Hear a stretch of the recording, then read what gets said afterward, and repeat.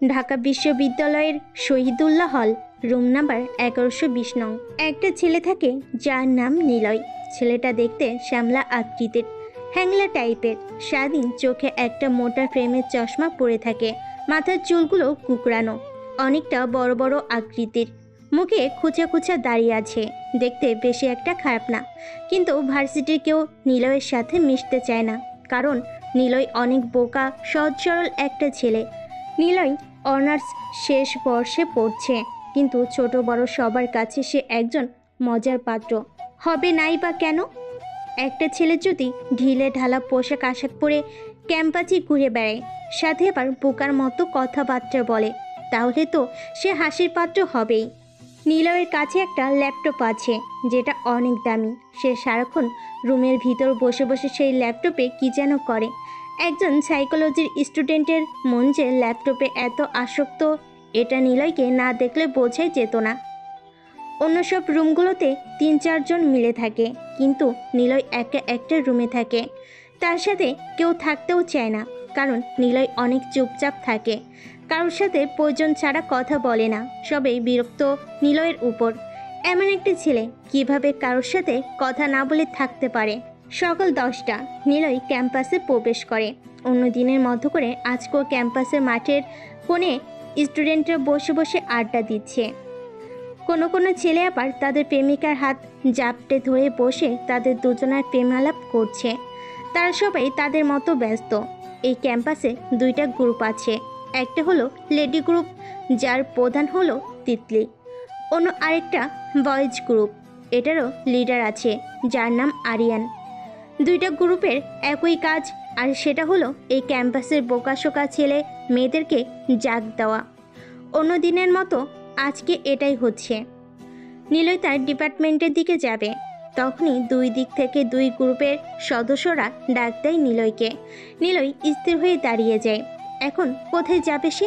ছেলেদের দিক থেকে ডাকছে সাকিব নামের একটা ছেলে, আর মেয়েদের দিক থেকে অন্তি নামের একটা মেয়ে ডাকতেছে। নিলয় মনে মনে ভাবছে, আরিয়ান হচ্ছে এই ভার্সিটির ভিপি প্লাস ছাত্র। তার বাবা হচ্ছেন একজন রাজনৈতিক নেতা, যার ক্ষমতার কারণে কেউ তার দিকে মুখ তুলে কথা বলতে পারে না। অন্যদিকে তিতলি এই শহরের কমিশনারের মেয়ে। ভার্সিটির সকলের ক্রাশ বলতে গেলে সে। তবে তাকে একজন খুব ভালোবাসে, আর সেটা হলো আরিয়ান। কিন্তু তিতলি আরিয়ানকে ভালোবাসে না। নিলয় উপরের সৃষ্টিকর্তাকে স্মরণ করে ছেলেদের গ্রুপের দিকে এগিয়ে যায়। নিলয়, সাকিব তোকে ডাক দেওয়ার পর তুই এমন করে দাঁড়িয়েছিলি কেন? কথাটা বলে সিগারেটের মধ্যে আরেকটা টান দেয় আরিয়ান। নিলয় মাথাটা উঁচু করে বলে, ওই পাশ থেকে অন্তি ডাকছিল, তাই দাঁড়িয়েছিলাম। অন্তি তোকে ডেকেছে, তাহলে যাসনি কেন? আসলে ভাই, আপনার কাছে যদি না আসি, তাহলে পরে আবার আপনি যদি আমাকে কিছু বলেন, তাই অন্তিদের দিকে যাইনি। হা হা হা, তার মানে তুই আমাকে ভয় পাস? এই ক্যাম্পাসের সবাই তো আপনাকে ভয় পায়, তাহলে আমি ভয় পাবো না কেন? আচ্ছা নিলয়, তুই তোর ল্যাপটপটা আমাকে দিয়ে দে। না। নিলয়ের কথা শুনে সাকিব তেড়ে আসে নিলয়কে মারার জন্য। আরিয়ান নিজের হাত দিয়ে বাধা দেয় সাকিবকে। সাকিব, পিছনে যা, নিলয়কে কিছু বলতে হবে না। ভাই, এই নিলয়ের সাহস হয় কি করে তোমাকে না করার? কিরে নিলয়, দেখলি আমাকে মুখে মুখে কোনো জিনিস না দেওয়ার কথা বললে পোলাপান কিভাবে খেপে যায়? ভাই, আপনি তো কত ধনী পরিবারের সন্তান, আপনি চাইলেই কিন্তু একটা নতুন ল্যাপটপ কিনতে পারেন। চাইলেই পারি, কিন্তু কিনি না কেন সেটা জানিস? আমি কিভাবে জানবো?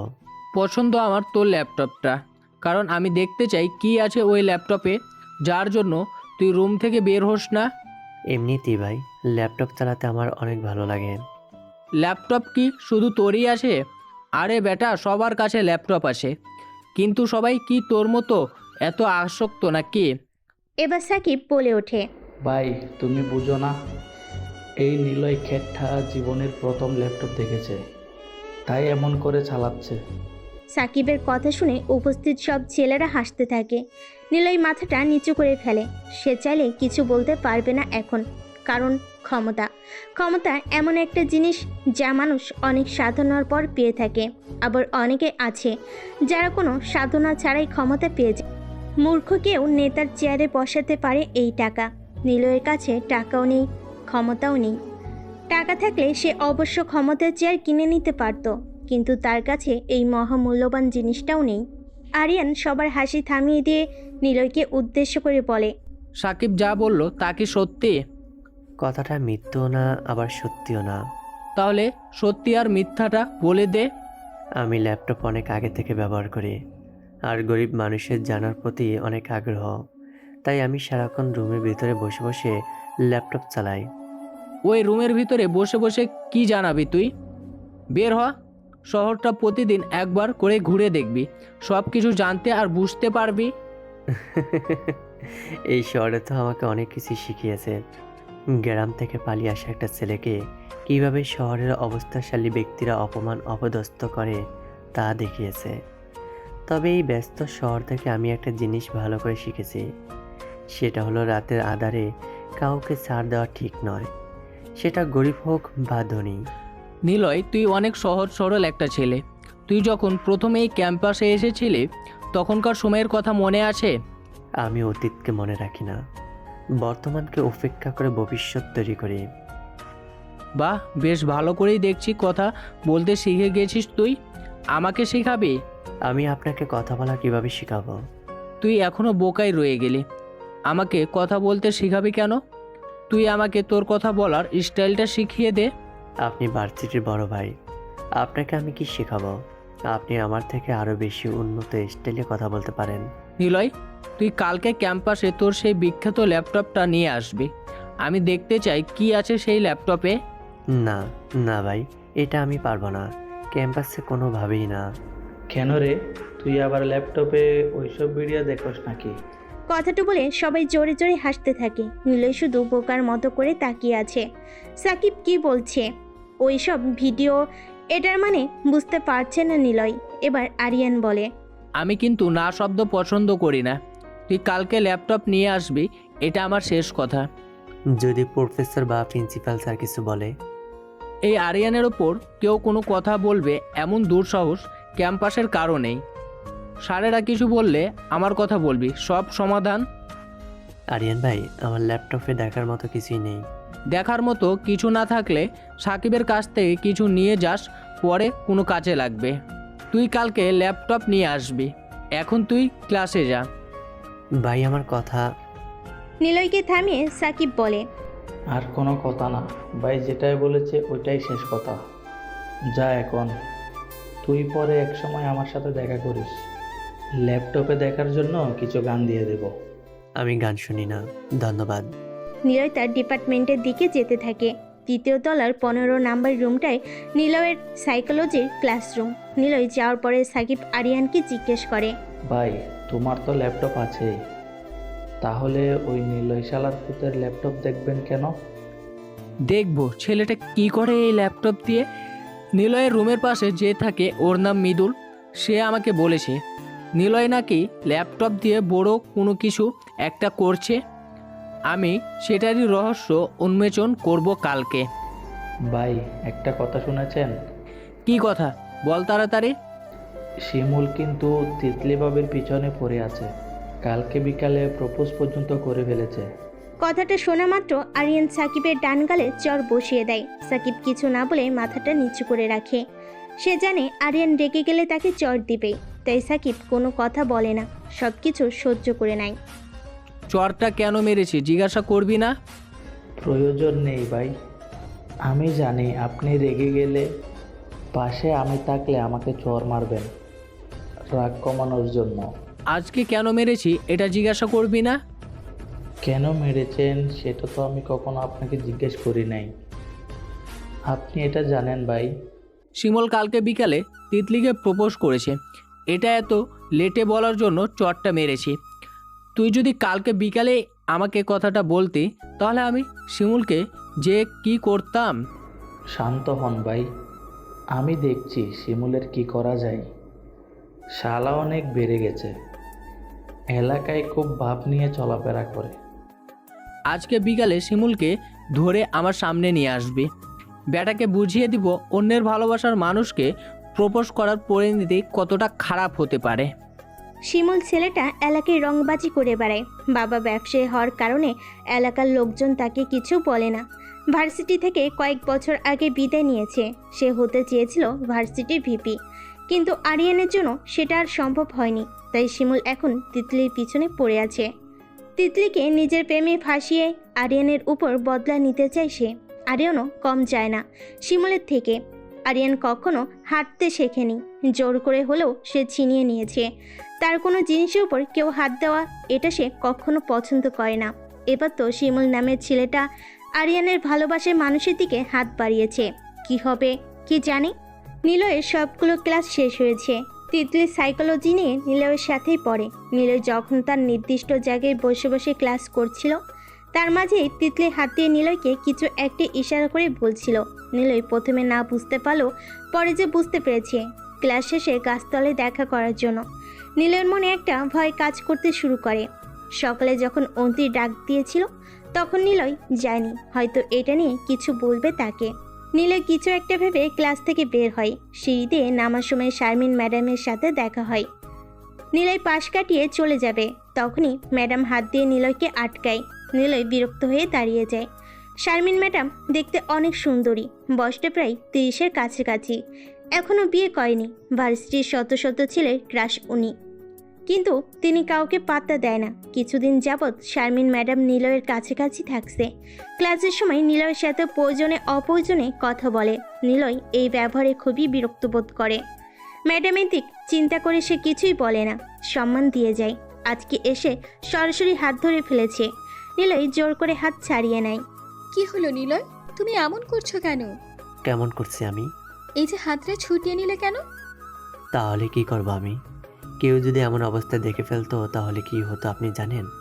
কি আর হতো, সবাই বলা বলি করতো শারমিন ম্যাডাম ভার্সিটির সবচেয়ে বোকা ছেলের হাত ধরেছিল। ম্যাডাম আপনি জানেন আমি একজন গরিব বোকাশোকা ছেলে, তাহলে আমার সাথে এমন করছেন কেন? আমার এমন একটা ছেলে পছন্দ।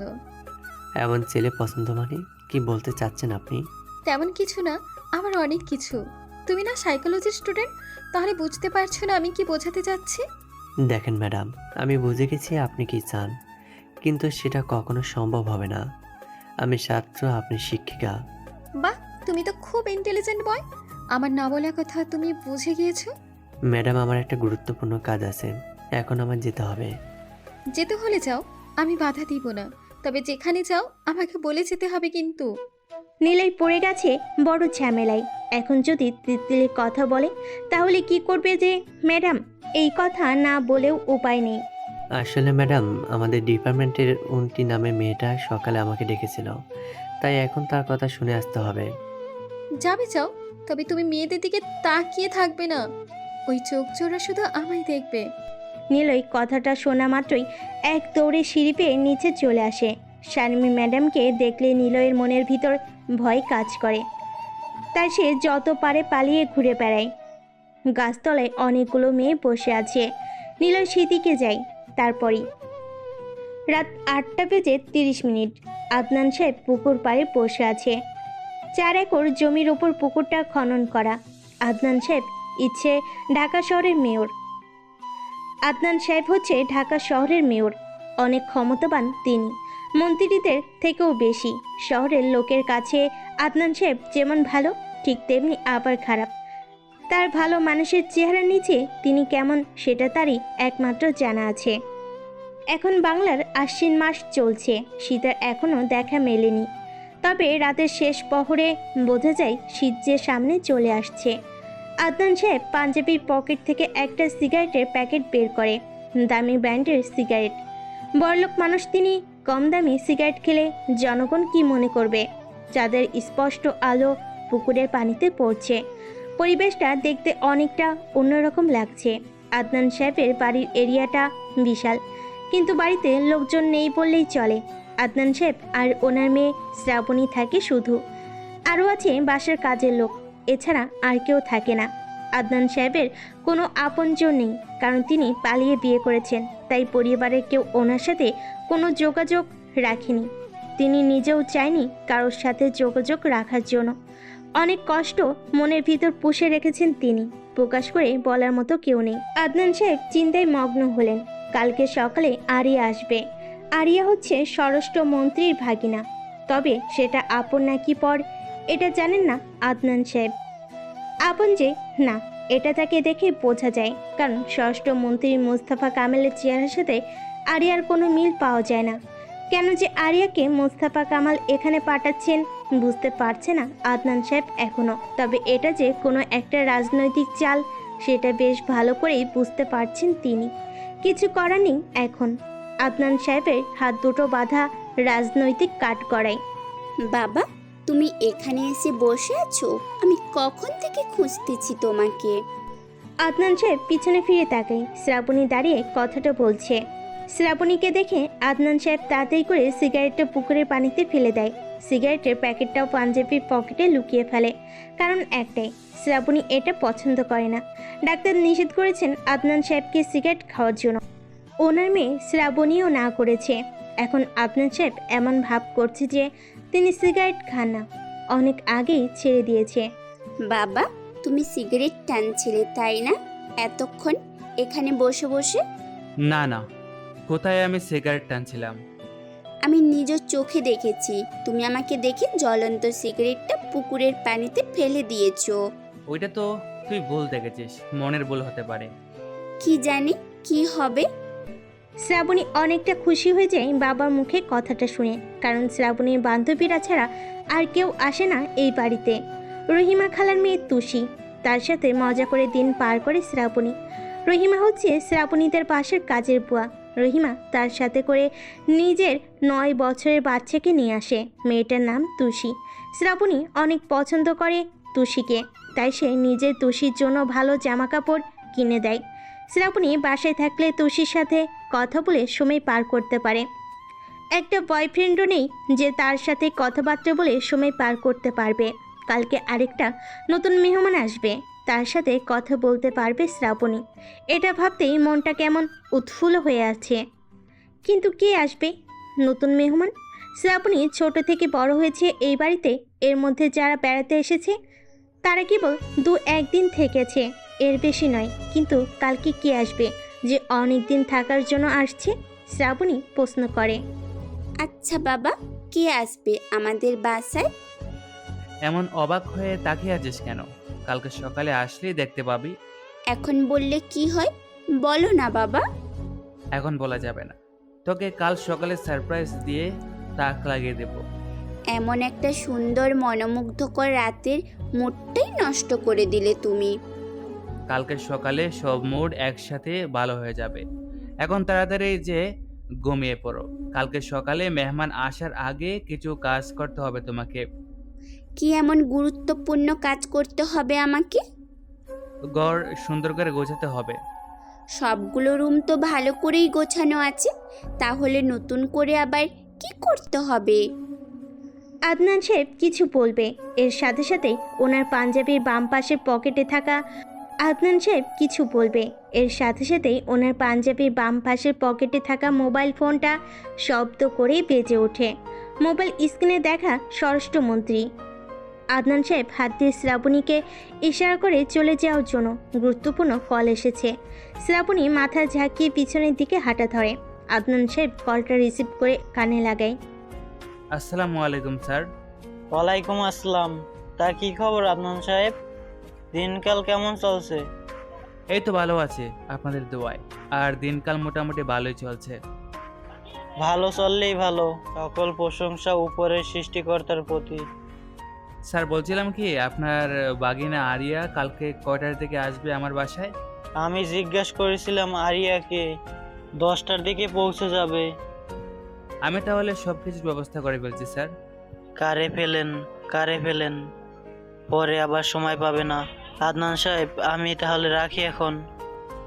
আদনান সাহেব বড় করে একটা সালাম দিয়ে ফোনটা কেটে দেয়। মোবাইল থেকে আরিয়ার একটা ছবি বের করে ভালো করে দেখতে থাকে আদনান সাহেব। আরিয়ার চেহারাটা শ্যামলা বর্ণের, মাথায় কোকড়ানো চুল, উচ্চতা 6 ফুট 5 ইঞ্চির কম হবে না, দেখতে অনেক স্মার্ট। শ্রাবণী আর আরিয়া একসাথে দাঁড়ালে বেশ মানাবে দারুণ দুজনকে। যদি কোনোভাবে স্বরাষ্ট্রমন্ত্রীর সাথে আত্মীয়তা করতে পারা যায় তাহলে আদনান সাহেবের ক্ষমতা আরও বেড়ে যাবে। আদনান সাহেব এটা চিন্তা করতে মাথায় আরেকটা বুদ্ধি চলে আসে। শ্রাবণীকে দিয়ে আরিয়ার সাথে প্রেম ভালোবাসার একটা মিথ্যা সম্পর্ক তৈরি করতে পারলে মন্দ হয় না। ভাবতেই মজা পাচ্ছেন আদনান সাহেব। তবে একটা জিনিস এখনো তিনি বুঝতে পারছেন না যে আরিয়াকে কেন এই বাড়িতে পাঠানো হলো। এই শহরে তো আরও রাজনৈতিক নেতা আছে, তাদের বাসায় আরিয়াকে পাঠালেও তো পারত, কিন্তু স্বরাষ্ট্রমন্ত্রী মোস্তফা কামাল এটা না করে আদনান সাহেবের বাসাতেই থাকার জন্য পাঠাচ্ছে। আদনান সাহেবের গভীর মনোযোগ এখনও পড়ে আছে মোবাইলের স্ক্রিনের উপর। আরিয়াকে নিখুঁতভাবে দেখে যাচ্ছে। আরিয়ার মতো একই চেহারার ব্যক্তি দেখেছে আদনান সাহেব। ছবির মতো করে এত স্টাইলিশ করা চুল না, এত দামি পোশাক আশাক পরা অবস্থাও না, কিন্তু সেটা কোথায় জানা নেই। একই চেহারার মানুষ এই শহরে দুইটা আছে, তাহলে আরেকজন কোথায়? প্রশ্নটা মাথায় ঘুরপাক খাচ্ছে আদনান সাহেবের মাথায়। পাঞ্জাবির পকেট থেকে সিগারেটের প্যাকেটটা বের করে সামনে নিয়ে আসে আদনান সাহেব। আরেকটা সিগারেট জ্বালাবেন কিনা এটা নিয়ে সংকোচ তৈরি হয়েছে মনে। সিগারেট এমন একটা খাদ্য যার প্যাকেটের গায়ে কোম্পানি নিজে লিখে দেয় ধূমপান স্বাস্থ্যের জন্য ক্ষতিকর। ক্ষতি যেন কত শত মানুষ খেয়েই যাচ্ছে।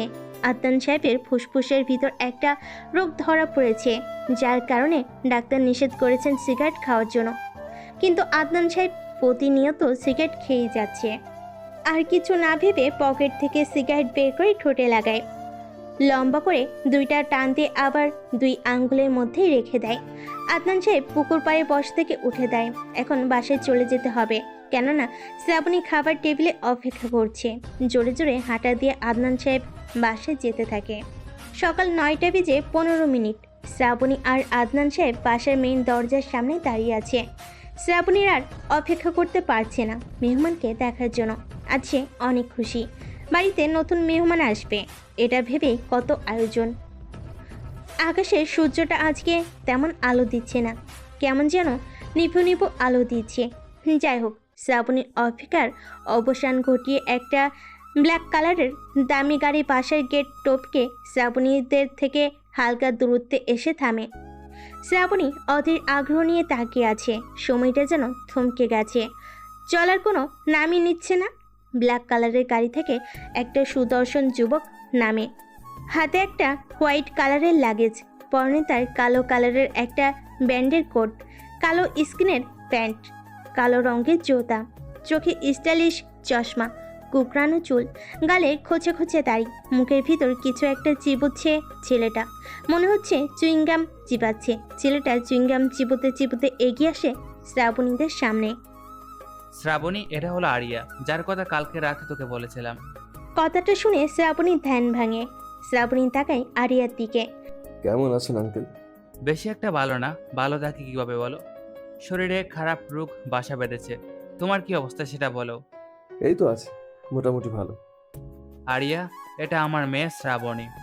শ্রাবণী যথারীতিতে ডান হাতটা বাড়িয়ে দেয় আরিয়ার দিকে, কিন্তু অবাক করার বিষয় হচ্ছে আরিয়া শ্রাবণীর হাতের সাথে হাত মেলাচ্ছে না। শ্রাবণী রেগে যায় আরিয়ার এমন ব্যবহারে। আমি আরিয়া, আপনি শ্রাবণী, তাই তো? শ্রাবণী মাথা নাড়িয়ে হ্যাঁ সূচক ইঙ্গিত করে, যার মানে হচ্ছে সে শ্রাবণী।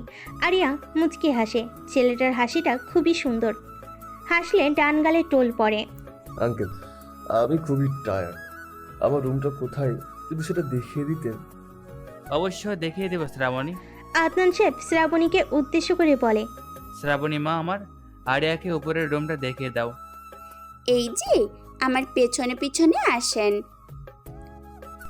আরিয়াকে উদ্দেশ্য করে কথাটা বলেছে শ্রাবণী। এটা বুঝতে কোনো অসুবিধা হয়নি আরিয়ার। যথারীতিতে আরিয়া যেতে থাকে শ্রাবণী পিছনে পিছনে। তখন আপনি হাত মিলিয়েছেন না কেন আমার সাথে? আরিয়া যখন এসে নিজের রুমের মধ্যে প্রবেশ করে তখনই কথাটা বলে ওঠে শ্রাবণী। আরিয়া অবাক হয় না, কারণ সে জানে কাউকে পাত্তা না দিলে সে বারবার জিজ্ঞেস করবে কেন তাকে পাত্তা দেয়নি, আরও কত কিছু। আরিয়া ঠোঁটের কোণে হাসি ঝুলিয়ে রেখে বলে, আমি যে কোনো মেয়ের সাথে হাত মেলাতে পারি না। যে কোনো মেয়ে মানে কি? এর মধ্যে আমিও আছি নাকি? অবশ্যই তুমিও আছো। সরি, তুমি করে বলে ফেললাম। আর এমনিতেই তুমি বললে সমস্যা হবে না, কারণ তুমি আমার থেকে বয়সের তুলনায় অনেক ছোট। এখন শোনো, তোমার হাতের সাথে আমার হাত এখনো পর্যন্ত স্পর্শ করায়নি, তাহলে তো তুমি যে কোনো মেয়ে। আপনার সাথে আমার হাত মেলানোর এত শখ না। আমি কিন্তু প্রথমে হাত এগিয়ে দিইনি। উফ, আপনি খুব ঝামেলার একটা লোক। মানুষের পায়ে পাড়া দিয়ে ঝগড়া করার স্বভাব আপনার। মোটেও আমি এমন না। আমি কেমন সেটা তোমার বাবার থেকে জেনে নেবে, তিনি সেটা খুব ভালো করেই জানেন। বাবাকে আর জিজ্ঞেস করতে হবে না, আমি বুঝে গেছি আপনি কেমন টাইপের লোক। আরিয়াকে আর কিছু বলতে না দিয়ে শ্রাবণী চলে যায় রুম থেকে। আরিয়া শ্রাবণীর যাওয়ার দিকে তাকিয়ে থাকে। মেয়েটাকে দেখলে কেউ বলবে না সে এতটা রাগী। কি তার রাগের ধরন! মিনিটও লাগলো না, একটা কথাই রেগে গেছে। মেয়ে মানুষের রাগ কম, ইমোশন বেশি। রাগ যে কম তা না, তারা রাগ করে কিন্তু সেটা অতিমাত্রায় প্রকাশ করে না। মেয়েরা তাদের ইমোশনটা বেশি প্রকাশ করে। ছেলেদের ক্ষেত্রে এটা বিপরীত। ছেলেরা দেখায় অনেক কিছু, নিজের ভিতরের ইমোশনটা সহজে প্রকাশ করতে পারে না। আরিয়া শরীর থেকে কোটটা খুলে ফেলে। কোটের নিচে সাদা কালারের শার্টের 2-3টা বোতাম খুলে আস্তে আস্তে যে বেলকুনিতে দাঁড়ায়। বাসাটা এত উঁচু না, যার কারণে দূর দিগন্তের কিছু দেখা যাচ্ছে না। তবে বেলকুনির সামনে সুন্দর একটা পুকুর আছে। পুকুরটা অনেক বড়। আরিয়া পুকুরের দিকে তাকিয়ে কিছু একটা ভেবে নিজে নিজে হেসে ওঠে। সকাল 10টা। নিলয় গুটি গুটি পায়ে ক্যাম্পাসে প্রবেশ করছে। অন্য দিনের মতো খালি হাতে আসছে না সে। কাঁধে ব্যাগ ঝুলে আছে, যেটা নিয়ে সে 4 বছর ধরে ভার্সিটিতে আসছে। নিলয়ের হাতে একটা চতুর্ভুজ আকৃতির কালো কালারের ব্যাগ। কম বেশি অনেকে তাকিয়ে আছে নিলয়ের হাতের দিকে, কেননা নিলয়ের হাতে যে ব্যাগটা রয়েছে সেটা দেখে বোঝা যাচ্ছে যে ব্যাগটা অনেক দামি। কিন্তু এত দামি ব্যাগ নিলয়ের কাছে কি করে, কি আছে এই ব্যাগে? ব্যাগটা যেহেতু দামি, নিশ্চয়ই ব্যাগের ভেতরের জিনিসটাও দামি হবে হয়তো।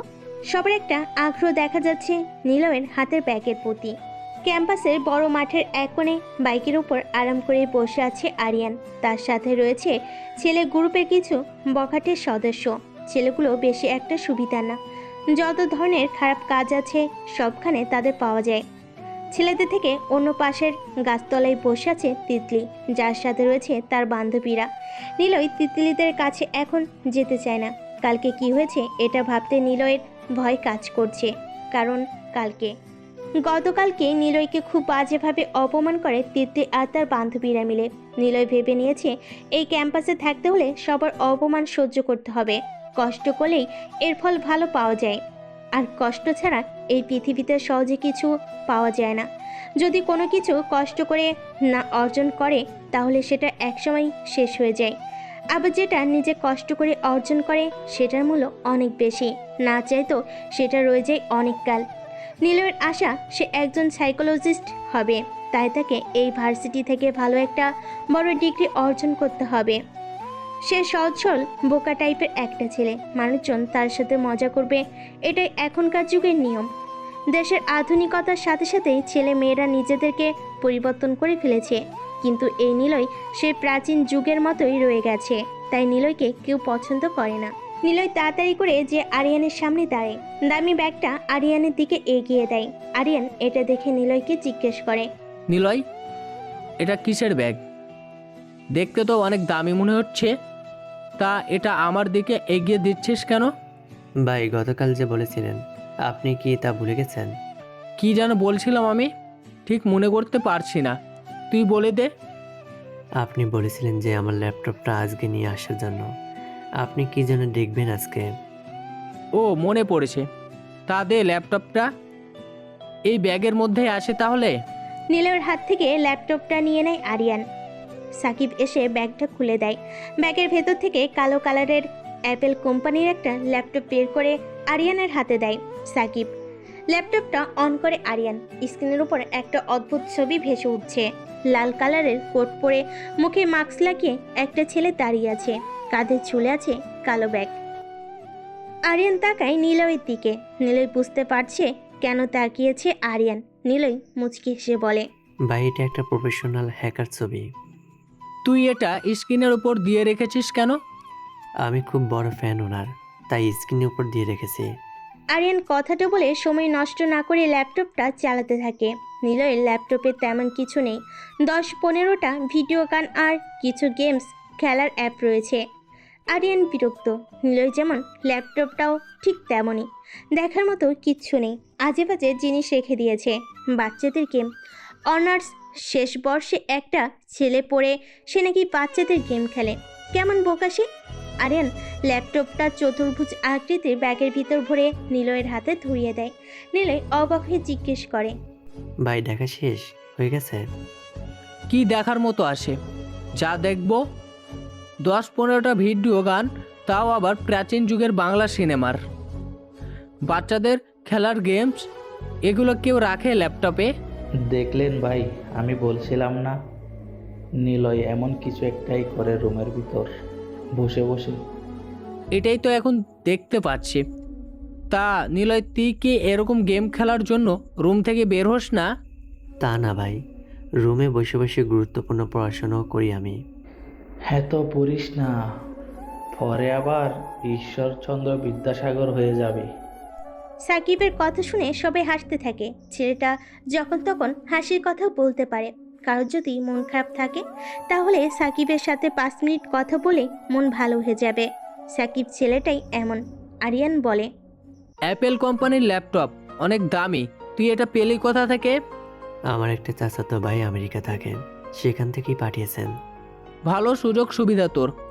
চাচাতো ভাই আমেরিকায় থাকে, তাহলে তো তারা খুব বড় লোক। আমরা গরিব, চাচারা অনেক বড় লোক। শুনলাম তুই নাকি শারমিন ম্যাডামকে ভালোবাসিস।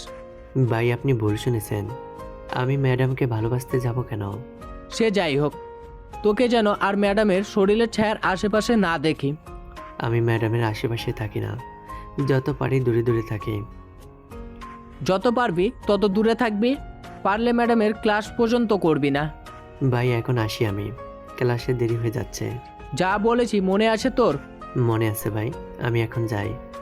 কথাটা বলে নিলয় হনহন করে ক্লাসের দিকে যেতে থাকে। নিলয় ভাবছে শারমিন ম্যাডামের কথাটা। কি সমস্যা এই ম্যাডামের? ভার্সিটিতে আরও কত সুন্দর সুন্দর ছাত্র আছে, ভালো ভালো স্যার আছে। ভার্সিটির কথা বাদ, এই শহরে ওনার জন্য কত পাত্র রেডি আছে, অভাব নেই। কিন্তু কেন তিনি বোকাশোকা ছেলের প্রতি এত দুর্বল? তিনি কি সত্যিই মেয়ে? মেয়ে হবে না কেন? মেয়ে লোকের সব বৈশিষ্ট্য পাওয়া যায় শারমিন ম্যাডামের বৈশিষ্ট্যের ভিতর। রাস্তার সাধারণ জনগণ নিলয়ের প্রতি ক্ষেপ্ত, কারণ সে এই শহরের লোকের সাথে তাল মিলিয়ে চলার মতো না। অনেক বোকা সহজ সরল একটা ছেলে, কিন্তু সেই জায়গায় একটা ভার্সিটি ম্যাডাম নিলয়কে খারাপ ইঙ্গিত করছে। ভাবতেই শরীরের লোম দাঁড়িয়ে যায়। অবশ্য এখনকার যুগে এটা অসম্ভবের মতো কোনো বড় ধরনের সমস্যা না, সব কিছুই হয়ে যাচ্ছে সময়ের গতিতে। নিলয় এগুলো চিন্তা করতে করতে হাঁটতে থাকে। এই নিলয়, এদিকে আয়। নিলয় তীক্ষ্ণ দৃষ্টিতে তাকায়। তিতলি কথাটা বলেছে নিলয়কে। নিলয়ের মাথায় আজগুবি চিন্তা ভাবনা আসতে লাগলো। তিতলি কেন ডাকছে, আর এমন করে ঝাঁঝালো কণ্ঠ কেন? ডাকার স্টাইল শুনে মনে হচ্ছে কারোর উপর কোনো কারণে রেগে আছে, আর যেই রাগটা এখন নিলয়ের ওপর ফেলবে। নিলয় গুটি গুটি পায়ে এগিয়ে যায় তিতলির কাছে। এখানে তিতলি একাই দাঁড়িয়ে আছে, সঙ্গে কোনো বান্ধবী নেই। নিলয়ের সংশয় হালকা দূর হয়। কোনো কথা বলে না নিলয়। ল্যাপটপ রাখা ব্যাগটা শক্ত করে ধরে রাখে। তিতলি প্রথমে জিজ্ঞেস করতে পারে কিসের ব্যাগ এটা। নিলয় যদি বলে ল্যাপটপ আছে এতে, তাহলে তিতলি কিছু একটা করে ফেলবে। সেটা যে ভালো কিছু করবে না, খারাপ কিছু করবে, এটা জানে নিলয়। ব্যাগের ভিতর কি আছে? নিলয় যা ভেবেছে তাই হলো। তিতলি প্রথমে এটা জিজ্ঞেস করে বসেছে, কি জবাব দেবে নিলয় বুঝতে পারছে না। মিথ্যা বললেও কোনো কাজ হবে না। তিতলি যে কেমন মেয়ে এটা খুব ভালো করে জানে নিলয়। তিতলি যদি কোনোভাবে বুঝে যায় যে নিলয় মিথ্যা কথা বলছে, তাহলে তিতলি ব্যাগটা এসে চেক করবে। তখন যদি সে দেখে ফেলে নিলয় মিথ্যা কথা বলছে, তাহলে এর পরিণতি খুব খারাপ হবে। কি রে, বলছিস না কেন? কি আছে এই ব্যাগের মধ্যে? তেমন কিছু না, সামান্য একটা ছোট জিনিস। জিনিস তো জিনিসই, সেটা ছোট হোক বা বড়। বল কি এমন সামান্য জিনিস আছে এই ব্যাগে? ল্যাপটপ আছে। ল্যাপটপ? তা তুই পেলি কোথায় ল্যাপটপ? তোকে দেখে তো মনে হয় না তুই ল্যাপটপ ব্যবহার করিস। নতুন কিনেছি। তা ব্যাগ থেকে বের কর, দেখি তুই কেমন ল্যাপটপ ব্যবহার করিস। ক্লাসের সময় হয়ে এসেছে, এখন দেখাতে পারবো না, ক্লাস শেষ করে দেখাবো। ক্লাস করা যাবে পরেও, এখন তুই বের কর ল্যাপটপটা, আমি দেখতে চাই। প্রচণ্ড রাগ লাগছে নিলয়ের, কিন্তু কিছু করার নেই এখন। সে একটা গরিব ছেলে, তিতলি ধনী পরিবারের মেয়ে। এখন নিলয় চাইলেও কিছু বলতে পারবে না, বলতে গেলে নিলয়ের অসম্মান হবে। এই ক্যাম্পাসে নিলয়ের সম্মান বলতে কিছুই নেই, তাহলে সম্মান নষ্ট হবে কোথা থেকে? তবুও নিলয় নিজেকে অন্যদের থেকে অনেক ভালো আছে মনে করে। নিলয় আস্তে আস্তে করে ব্যাগের চেনটা খুলে ভিতর থেকে তার ল্যাপটপটা বের করে তিতলির হাতে দেয়। তিতলি ল্যাপটপ হাতে নিয়ে দেখতে থাকে। নিলয়ের ল্যাপটপটা অনেক দামি। এমন একটা দামি জিনিস পেয়েছে কোথা থেকে? ছেলেটা চুরি করেনি তো?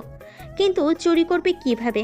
নিলয় যে বোকা ছেলে, দেখা গেছে চুরি করতে যে ধরা পড়ে গণপিটুনি খেলো। তিতলি ঠান্ডা মাইন্ডে ঠান্ডা মাথায় বলে, কোথায় থেকে পেয়েছিস এই ল্যাপটপটা? পাবো কেন, এটা আমার ল্যাপটপ। আমার ল্যাপটপ কি কুড়িয়ে পাওয়ার জিনিস? আস্তে আস্তে দেখছি মাথার বুদ্ধি বের হচ্ছে, খুব তাড়াতাড়ি মানুষের কথার জবাব দিতে পারিস। ব্যাপার কি, ল্যাপটপ চালিয়ে এমন হয়েছিস? আমার মাথায় কি আগে বুদ্ধি ছিল না? এখন কি নতুন করে আবির্ভাব হয়েছে নাকি?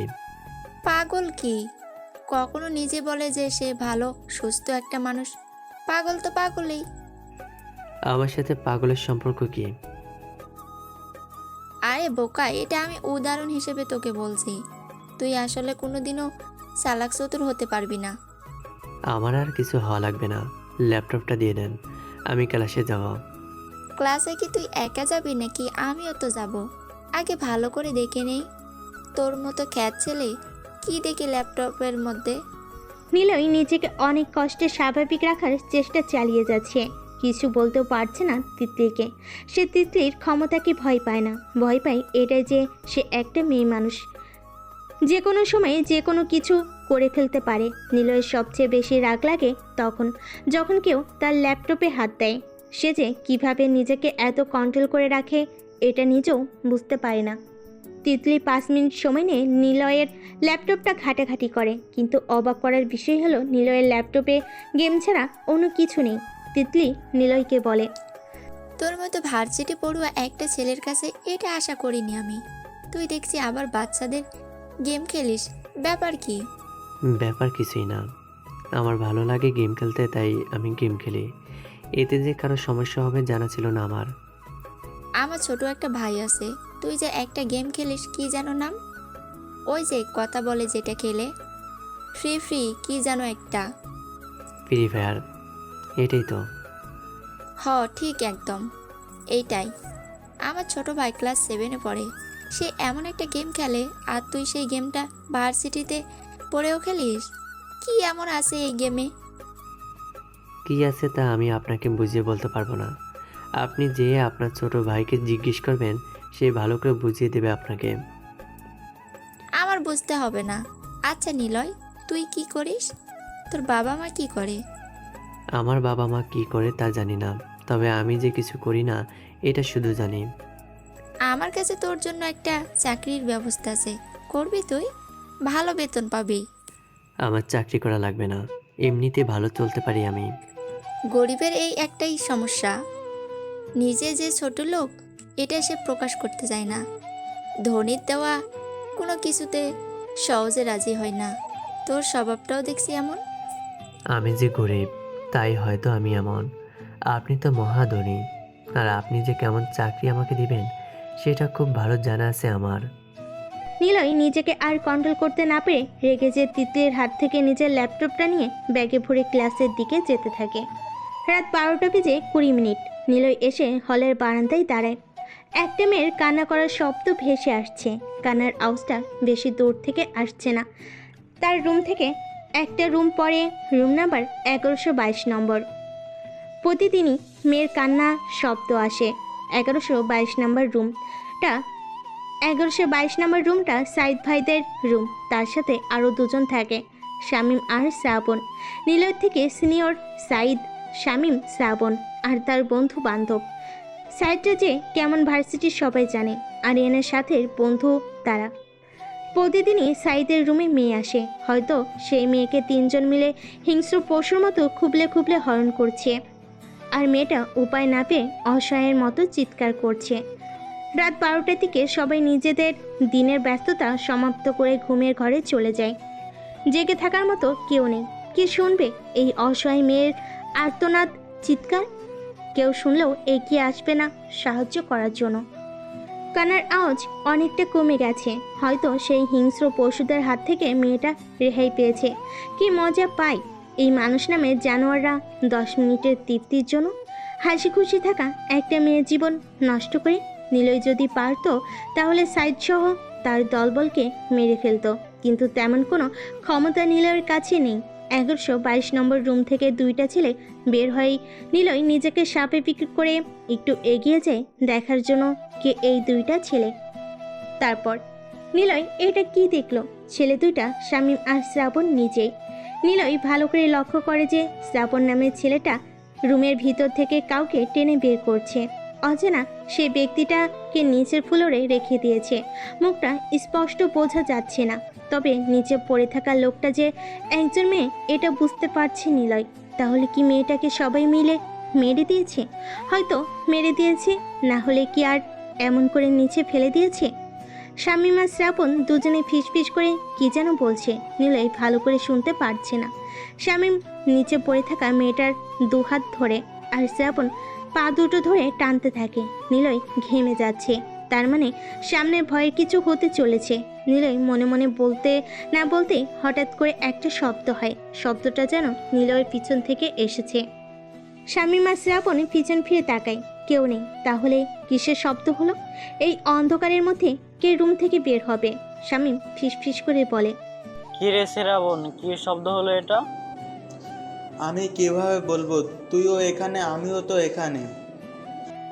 আমার মনে হয় কি জানিস, শব্দটা ভূত প্রেত করেছে। তুই কি পাগল? এত পৃথিবীতে ভূত বলতে কিছুই নেই, তাহলে কোথা থেকে এসে ভূত শব্দ করবে? তাহলে কি শব্দটা করছে? রুম থেকে কেউ বের হয়েছে হয়তো। এত রাতে কেউ বের হয়? এটা তুই বললি আমি বিশ্বাস করব? আর কথা না বলে চল তাড়াতাড়ি করে মেয়েটাকে ফেলে দিয়ে আসি। আমি আর যেতে পারবো না, তুই একা একা যা, আমার খুব ভয় করছে। দেখ সাইদ, যদি জানতে পারে তুই আমার সাথে যাসনি তাহলে কি হবে ভাবতে পারছিস? সাইদের কথা শুনে শামীমের মনটা খারাপ হয়ে যায়। এখন যদি মেয়েটাকে তারা ফেলে না দিয়ে আসে আর হলের কেউ যদি দেখে ফেলে তাহলে কি হবে ভাবতে শামীমের বুকটা কাঁপে। কোথায় ফেলে দিয়ে আসবি মেয়েটাকে? ওই তুই পাশের বস্তিতে। আজকে শালিটা অল্পতেই মরে গেছে। 3 জন মিলে খেয়েছি, আবারও অল্প বয়স, হয়তো ওই জন্যই মরে গেছে। আগে তো অল্প বয়সের অনেকজন এসেছিল, কিন্তু ওরা মারা যায়নি কেন? কি জানি, এখন কথা না বলে চল তাড়াতাড়ি। দুজন মিলে মেয়েটাকে ধরাধরি করে নিয়ে যেতে থাকে। পিছন থেকে সব কিছু দেখেছে নিলয়। ছেলেগুলো কেমন খারাপ, একটা মেয়েকে বস্তি এলাকা থেকে উঠিয়ে এনে ধর্ষণ করে মেরে ফেলেছে। রাতের আধারে করেছে, কোনো প্রমাণ নেই, কেউ কিছু বলতে পারবে না। এদের মতো ছেলেদের কি কোনো বিচার হবে না? এরা দিনের বেলায় ভালো মানুষের সাথে মিলে ন্যায়বান হয়ে যায়, আর রাতের বেলা একটা অসহায় মেয়ের জন্য হিংস্র পশুর চেয়ে কম হয় না। এটা কি মানুষের বৈশিষ্ট্য? এসব করার জন্য কি সৃষ্টিকর্তা সৃষ্টি করেছেন? হয়তো একদিন বিচার হবে এদের, সেটা নিশি রাতের গহীন অন্ধকারে। কারো হাঁটার শব্দ হচ্ছে, পা টিপে টিপে হাঁটছে। নিলয় দেওয়ালের চিপা থেকে বেরিয়ে আসে। শামীমদের লক্ষ্য করতে করতে অনেক দূরে চলে এসেছে সে। এখন আবার রুমে যেতে হবে, অনেক রাত হয়েছে। এত রাত অবধি জেগে থাকলে পরে আবার সকালে উঠতে দেরি হয়ে যাবে। নিলয় যখন কয়েকটা রুম পার হয় তখনই কারোর হাঁটার শব্দ হয়। নিলয় দাঁড়িয়ে যায়। শামীম আর শ্রাবণরা কি চলে এসেছে? এত তাড়াতাড়ি চলে আসার কোনো প্রশ্নই ওঠে না, কারণ হল থেকে বসতি অনেকটা দূরের মতো জায়গায়। এত তাড়াতাড়ি আসা সম্ভব হবে না। তাহলে কে হাঁটছে? নীলয় শরীর ঝিম ধরে আসছে, নাক দিয়ে শ্বাস বের হচ্ছে না, মুখ দিয়েই বের হচ্ছে। জ্বর ঠান্ডার কিছুই নেই নীলয়ের, তাহলে সে মুখ দিয়ে শ্বাস ছাড়ছে কেন? নীলয় ডান হাতটা মুখে চেপে ধরে, মুখ দিয়ে যাতে শ্বাস না বের হয়ে নাক দিয়ে বের হয়, কিন্তু অবাক করার বিষয় নাক দিয়ে শ্বাস ভিতরে সহজেই যাচ্ছে, তবে শ্বাস ভিতর থেকে বের হতে কষ্ট হচ্ছে। নিলয় মুখ থেকে হাতটা সরিয়ে নেয়, হাঁ করে মুখ দিয়ে নিঃশ্বাস নিচ্ছে। আবারও হাঁটার শব্দ। নিলয়ের বুক কাঁপাকাঁপি করছে, এখনই যেন ভিতর থেকে আত্মাটা বেরিয়ে আসবে। হাঁটার আওয়াজটা হলের বারান্দা থেকেই আসছে। নিলয়ের কান এখন তীক্ষ্ণ, দূরের কোনো শব্দ সে এখন ভালো করে শুনতে পাবে। হঠাৎ করে কাক ডাকার একটা শব্দ হলো, এই বুঝি নিলয়ের আত্মা বেরিয়ে এলো। রাতের বেলা কাকের ডাক বিপদের আশঙ্কা। গ্রামে এই রীতিটা চলে খুব ভালো, কিন্তু এটা শহর, এমন রীতি শহরের লোকেরা বিশ্বাস করবে না, কুসংস্কার বলে উড়িয়ে দিবে। নিলয় তার রুমের খুব কাছাকাছি চলে এসেছে। আর মাত্র চারটে রুম পেরোতেই পালিয়ে সে বেঁচে গেছে। নিলয় যত সামনের দিকে এগুচ্ছে, কারোর হাঁটার শব্দ ততই বাড়ছে। কেউ জেগে নেই এখন। নিলয় যদি কোনো বিপদে পড়ে তাহলে বাঁচাবে কে? ওপরে সৃষ্টিকর্তা ছাড়া উপায় নেই। নিলয় তার রুমের সামনে দাঁড়িয়ে আছে, হাঁটার শব্দটা তার রুমের পাশ থেকেই আসছে। নিলয় একবার চিন্তা করে যাবে, আরেকবার না। কোনটা করবে কিছুই বুঝতে পারছে না। তার মনে একটা আগ্রহ জাগলো, সে রুমের ভিতর না যেয়ে রুম থেকে একটু সামনের দিকে যায়। নিলয় যে এমন কিছু দেখবে সে এটা ভাবতেই পারেনি, কারণ যে হাঁটছিল সে কোনো ভূত প্রেত কিছুই না, একটা সাধারণ মানুষ। সাব্বি, সে নিলয়ের সাথে পড়ে, তবে অন্য ডিপার্টমেন্টে। ছেলেটাও গ্রাম থেকে এসেছে, কিন্তু শহরের ছেলেদের সাথে চলতে চলতে মনের ভিতর একটা আধুনিকতার ভাব চলে এসেছে। সাব্বিরের একটা সমস্যা আছে, সেটা হলো ঘুমের মধ্যে হাঁটাচলা করা। সে মাঝে মধ্যে রাতে ঘুমন্ত অবস্থায় উঠে হলের বারান্দায় হাঁটাচলা করে, কিন্তু এটা নিলয় কখনো দেখেনি, আজকে প্রথম দেখেছে। একটা সাধারণ ছেলের জন্য কি ভয়টাই না পেল নিলয়। এখন এটা ভাবতেই হাসি পাচ্ছে তার। নিলয় আর সময় নষ্ট করতে চায় না, তা সে যে রুমে শুয়ে পড়ে, আর সাব্বি নিজের মতো করে নিজেই হাঁটতে থাকুক। হয়তো একসময় সেও জাগ্রত হয়ে বোকা হয়ে যাবে, পরে আবার আশেপাশে তাকিয়ে দেখার চেষ্টা করবে কেউ দেখছে কিনা। সকাল 9টা। আদনান সাহেব খাবার টেবিলে বসে আছেন, সামনে নানা ধরনের খাবার, কিন্তু যার জন্য এত আয়োজন সেই উপস্থিত নেই। 5 মিনিট সময় ধরে চেয়ারে বসে বসে অপেক্ষা করছে আরিয়ার জন্য, কিন্তু আরিয়া লাপাত্তা। হয়তো আরিয়া এখনো ঘুমোচ্ছে। আদনান সাহেব শ্রাবণীকে উদ্দেশ্য করে বলে, ছেলেটা কোথায়? এত সময় ধরে কি করছে? কি আর করবে, দেখো যে ঘুমাচ্ছে হয়তো, তাছাড়া আর কি করবে। শ্রাবণী যা তো একটু দেখে আয় ছেলেটা কি করছে রুমে বসে বসে। বাবা, আমি যেতে পারবো না। যা একটু মা, আর একে ছাড়া আমরা একা একা খেয়ে ফেললে কেমন দেখায়, যা একটু। শ্রাবণী তার বাবার দিকে তাকিয়ে আরিয়ার রুমের দিকে যেতে থাকে, আর ভাবতে থাকে ছেলে মানুষের চোখে যে কত ঘুম দিয়েছে সৃষ্টিকর্তা। সকাল 9টা বেজে গেছে, এখনও ঘুম থেকে ওঠার কোনো নামগন্ধ নেই। কিভাবে পারে এত সময় ধরে বিছানায় থাকতে? এগুলো ভাবতে ভাবতে শ্রাবণী আরিয়ার রুমের সামনে চলে আসে। রুমের দরজাটা খোলা, তাই শ্রাবণী নক না করে ভিতরে প্রবেশ করে। আরিয়া পাতলা একটা কম্বল মুড়ি দিয়ে শুয়ে আছে। শ্রাবণী আরিয়ার শরীরের দুবার ধাক্কা দেয়, কিন্তু আরিয়ার কোনো হুঁশ জ্ঞান নেই, তাই শ্রাবণী জোরে জোরে ডাকতে থাকে, এই যে আরিয়া, ওঠেন। পূর্ব আকাশের সূর্য তো পশ্চিম আকাশে চলে যাচ্ছে, আপনার ওঠার তো কোনো নামগন্ধ নেই। একচুল পরিমাণও নড়াচড়া নেই।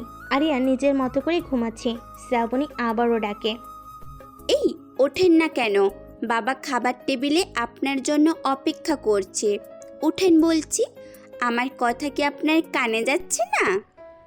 আরিয়ার কোনো সারা শব্দ নেই। শ্রাবণী রেগে যে আরিয়ার পাতলা কম্বল ধরে টান দেয়। টান দিতে দেরি হয়েছে, কিন্তু শ্রাবণীর মুখ দিয়ে জোরে চিৎকার দিতে দেরি করেনি। আরিয়া এক লাফে ঘুম থেকে উঠে শ্রাবণীর মুখ চেপে ধরে। শ্রাবণীর চিৎকার শুনে নিচ থেকে আদনান সাহেব বলে ওঠেন, কি হয়েছে শ্রাবণী? এমন করে চিৎকার দিয়েছিস কেন? কোনো সমস্যা? আমি কি উপরে আসবো? শ্রাবণী কথা বলতে পারছে না, শুধু শব্দ করে যাচ্ছে, কারণ ডান হাত দিয়ে আরিয়া শ্রাবণীর মুখ চেপে ধরেছে। একটা মানুষ যদি আরেকটা মানুষের মুখ চেপে ধরে, তখন মুখ আটকা ব্যক্তিটা যেমন শব্দ করে, শ্রাবণী ঠিক তেমনই শব্দ করছে। আরিয়া শ্রাবণী কানে কানে বলতে থাকে, তোমার বাবা ডাকতেছে। এখন তোমার বাবাকে এটা বলবি যে আরশোলা দেখে ভয় পেয়ে চিৎকার দিয়েছে, ঠিক আছে? শ্রাবণী শুধু মাথা নাড়ে। আরিয়া মুখের ওপর থেকে তার হাতটা সরিয়ে নেয় আর যে বিছানার উপর আরাম করে বসে পড়ে। নিচ থেকে আদনান সাহেব আবারও বলে ওঠে, কি হলো শ্রাবণী, কিছু বলছিস না কেন? এই তো বাবা, আরশোলা দেখে সামান্য ভয় পেয়ে গিয়েছিলাম। আরিয়া কি ঘুম থেকে উঠেছে? উঠেছে বাবা, এক্ষুনি আসছে। আচ্ছা তোরা একসাথে আয় তাহলে। শ্রাবণী হাঁপ ছেড়ে পাচ্ছে। এখনই বাবার কাছে নয়তো ধরা খেয়ে যেত। তুমি আমার রুম নক না করে কেন প্রবেশ করেছো? এটা আমাদের বাসা, কারো রুমে যেতে হলে আবার জিজ্ঞেস করে ঢুকতে হয় না। তাই বলে কি আমার একটা নিজস্ব ব্যাপার আছে না? এই বাড়িতে নিজস্ব ব্যাপার বলতে কিচ্ছু নেই। সেটা বুঝলাম, তা তুমি ওই দিকে ফিরে আছো কেন?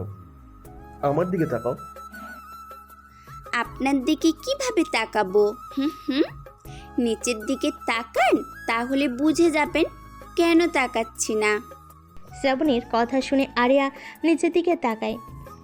তাকিয়ে সে নিজেই বোকা হয়ে গেছে, কারণ আরিয়ার পরনে শুধুমাত্র একটা ছোট প্যান্ট। তার মানে তখন শ্রাবণী এই কারণে চিৎকার করেছিল। আরিয়া তাড়াতাড়ি করে বাথরুমে চলে যায়। আরিয়া মনে মনে বলছে, যাক বাবা, বাঁচা গেল। মেয়েটা এই সামান্য ছোট প্যান্ট দেখে যে জোরে চিৎকার দিয়েছে, না জানি প্যান্ট ছাড়া থাকলে কি করতো, কি আর করতো। জ্ঞান হারানো ছাড়া আর কোনো উপায় ছিল না। নিজেই কথাটা ভেবে হাসতে থাকে। আপনি তাহলে রেডি হয়ে আসেন, আমি যাই। শ্রাবণী কথাটা বলে দরজার দিকে এগিয়ে যায়। আরিয়া আলমারি থেকে নতুন একটা কালো কালারের শার্ট বের করে পরতে পরতে বলে, আঙ্কেল কিন্তু দুজনকে একসাথে দিতে বলেছেন। শ্রাবণী স্থির হয়ে দাঁড়িয়ে যায়। সেভাবে ঠিকই তো বলেছে আরিয়া। বাবা তো একসাথে নিচে আসতে বলেছেন। আরিয়াকে রেখে গেলে বাবা আবার কত জিজ্ঞাসাবাদ করবে। আমি যখন আপনাকে ডাকতে এসেছিলাম তখন আপনি জেগেছিলেন, তাই না? তুমি আমাকে আবার কখন ডাক দিলে? কেন, আপনি শোনেননি? কি শুনবো আমি, এটা তো বলো। আপনি আমার সাথে মজা করছেন, তাই না? আমি তোমার সাথে মজা করতে যাবো কেন? তুমি কি সম্পর্কে আমার বেআইন লাগো, যার জন্য তোমার সাথে মজা করবো? আপনি সিরিয়াস? আমি সিরিয়াসই। একটা মানুষ এত ঘুমাতে পারে, এটা আপনাকে না দেখলে বুঝতেই পারতাম না। কেন, আমি কি বেশি ঘুমাই? না, আপনি আমার চেয়ে কম ঘুমান। হয়েছে, এবার চলেন তো, বিরক্ত একটা। আরিয়া শ্রাবণীর রাগ দেখে মুচকি হাসে। মেয়েটাকে রাগলে ভালোই দেখায়, কিন্তু ওই বাজে জিনিসটা আবার ভালো লাগে না, যেটা রাগ অতিমাত্রে পৌঁছে দেয়। মেয়েদেরকে রাগলে ভালো লাগে, আবার হাসি খুশি থাকলেও ভালো লাগে। আরিয়া আর শ্রাবণী একসাথে সিঁড়ি বেয়ে নিচে নামতে থাকে। আদনান সাহেব এখনো আগে নেই সামনে খাবার রেখে বসে আছে। আরিয়া যে একটা চেয়ার টেনে বসে। আঙ্কেল, আপনি খাবার সামনে রেখে বসে আছেন কেন? আপনি শুরু করতেন। কি যে বলো বাবা তুমি, ঘরে নতুন মেহমানকে রেখে আমি একা একা খেয়ে ফেলবো, এমন মানুষ আমি না। আসলে আঙ্কেল, অনেকদিন পর আজকে এত সময় ধরে ঘুমিয়েছি। ছুটির দিন, তাই তো? শ্রাবণী অবাক হয়, কারণ আরিয়া নাকি চাকরি করে। সে এমন একটা ছেলে যার মামা বাংলাদেশের স্বরাষ্ট্রমন্ত্রী, কত ক্ষমতাবান ব্যক্তি। তার আবার চাকরি করে খেতে হয় নাকি? কে জানে কি চাকরি করে ছেলেটা। শ্রাবণী ভাবছে আরিয়াকে জিজ্ঞেস করলে কেমন হয়। জিজ্ঞেস করলে বাবা যদি আবার কিছু মনে করে, এর চেয়ে ভালো হবে পরে একসময় জিজ্ঞাসা করে নিবে। আরিয়া তুমি যেন কিসের মধ্যে আছো? শ্রাবণী তার বাবার মুখ থেকে প্রশ্নটা শুনে মনে মনে হাসে। মেয়ের মনের কথা বাবা হয়তো বুঝতে পেরেছে, এই না হলে বাবা। আরিয়া ঠান্ডা মাথায় শান্ত কণ্ঠে উত্তর দেয়, আমি সিআইডিতে আছি বর্তমানে। আরিয়ার কাছ থেকে এমন কথা শুনে শ্রাবণী মুখ থেকে খাবারটা পড়ে যায়। কি শুনছে শ্রাবণী? আরিয়া নামের ছেলেটা ডিফেন্সে চাকরি করে, আর তার সাথেই সে কত ধরনের কথা বলে ফেলেছে। না জানি আরিয়া আবার কি বলে ফেলে। আদনান সাহেব আরিয়ার কথাটা শুনে মুচকি হেসে বলতে থাকে, দেশে তো এখন খুব লুটপাট চলছে, তাই এই ব্যাপারে তোমার ডিপার্টমেন্টে কি করছে? আরিয়া আদনান সাহেবের কথার জবাবে কিছু বলে না, মুখের ভেতরে থাকা নরম খাবারটা চিবোতে থাকে। আরিয়া কারোর কথা শোনার পর সময় নেয়, কারণ সে ভাবে কথাটার উত্তর কেমন দিলে নিজের কাছে ভালো লাগবে, আবার অন্যের কাছেও ভালো লাগবে। তবে সে চেষ্টা করে যাতে তার বলা কথার জবাবে সবাই মুগ্ধ হয়। কেউ হয়তো হয়, আবার কেউ হয়তো হয় না, সেটা দেখে না আরিয়া। সঠিক জবাব দিলেই হলো। আরিয়া সকালের নাস্তায় খুব কম খাবার খায়। এটা বডি ফিটনেস রাখার একটা গুরুত্বপূর্ণ কৌশল। খাবার খাওয়া সবারই প্রায় শেষ। আদনান সাহেব আরিয়ার থেকে কোনো জবাব না পেয়ে আবারও বলেন, কি হলো আরিয়া, কিছু বলছো না যে? এইবারও আরিয়া মুখে কিছু বলে না, ডান হাত দিয়ে ইশারা করে বলে সে খাবার সামনে নিয়ে কথা বলে না। আদনান সাহেব ইঙ্গিতটা বুঝতে পেরে আবার বলে, তাহলে খাবার খাওয়া শেষ করে সোফে আরাম করে বসে কথা বলবো। আরিয়া মাথা ঝাঁকায়। শ্রাবণী বিষয়টা অনেকক্ষণ ধরে লক্ষ্য করছে। তার বাবা আদনান সাহেব কিছু বলছে, কিন্তু আরিয়া সেই কথার কোনো জবাব দিচ্ছে না। এতে করে একটা লোককে অপমান করা হয়। শ্রাবণী তার বাবার এই অপমান অনেক কষ্টে সহ্য করছে। এবার শ্রাবণী তার বাবাকে বলে, বাবা, আজকাল দেখছি ব্যাংক থেকে টাকা চুরি বেশি হচ্ছে।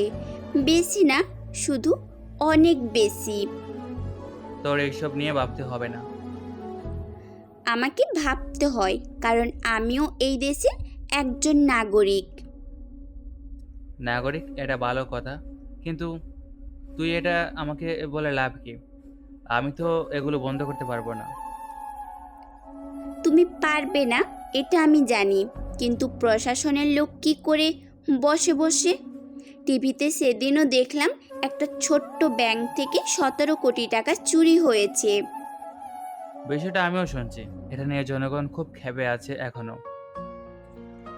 প্রশাসনের উচিত কারো কড়া নজরদারির ব্যবস্থা করা, তাহলেই ব্যাংক ডাকাতিগুলো বন্ধ হবে।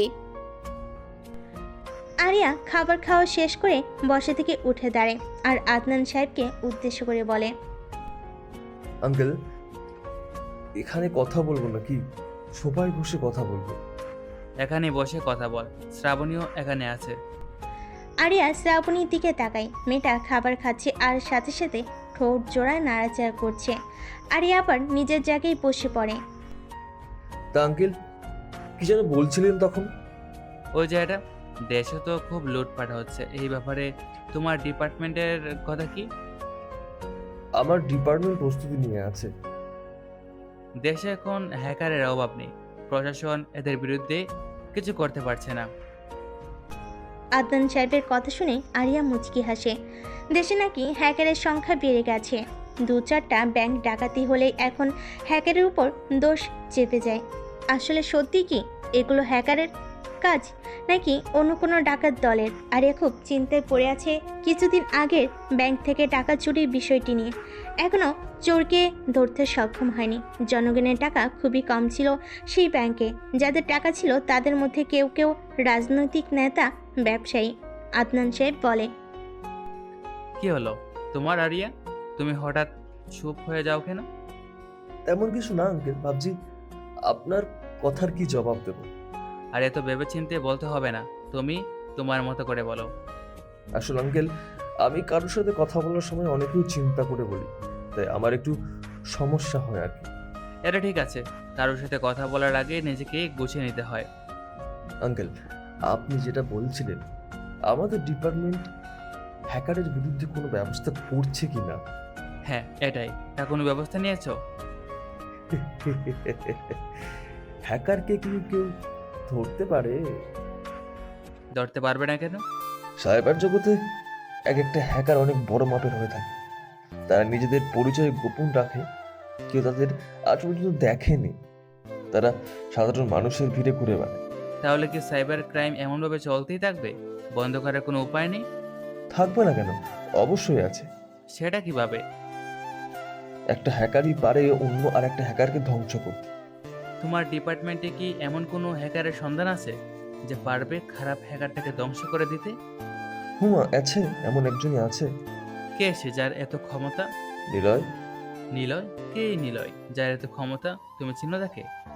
আরিয়া কখনো দাঁত বের করে হাসে না, কারণ দাঁত বের করে হাসলে তাকে তেমন একটা মানায় না। তার হাসি পেলে সে মুচকি হাসে, কিন্তু আজকে আদনান সাহেবের এমন একটা কথা শুনে আরিয়া জোরে জোরে না হেসে পায় না। নিলয়কে খুব ভালো করে চিনে আরিয়া। অনেক বছর পুরনো সম্পর্ক রয়েছে তাদের মধ্যে, কেউ সেটা বাইরের কেউ জানে না। আরিয়ার হাসি দেখে আদনান সাহেব অবাক, ছেলেটা এমন করে হাসছে কেন? কোনো সমস্যা নাকি? সমস্যা তো থাকার কথা না, তাহলে কেন এমন করছে আরিয়া? আরিয়া বলছো না যে নিলয়কে তুমি চিনো কি না? নিলয়কে দেখা যায় না, সে নিজেকে সবার কাছ থেকে গোপন করে রেখেছে। তাহলে আমি কি করে দেখব? আরিয়ার কথা শুনে আদনান সাহেবের মুখটা ছোট হয়ে যায়। ওনার খুব শখ ছিল নিলয়কে দেখার, কিন্তু কি আর করার, কেউ আজ পর্যন্ত সেই হ্যাকার নিলয়কে দেখেনি। তবে আদনান সাহেব একটা জিনিস ভেবে নিলয়কে দেখার আশা ছাড়ে না। কথা চিন্তা করে আদনান সাহেব আরিয়াকে বলে, আরিয়া তোমাদের রেসিপি দেখিনি নিলয়কে? আচ্ছা আঙ্কেল, আপনার এত আগ্রহ কেন নিলয়কে দেখার জন্য? জানি না কেন, সাইবার জগতে হ্যাকার নিলয় এই নামটা শোনার পর থেকেই তাকে দেখতে খুব ইচ্ছা জেগেছে আমার।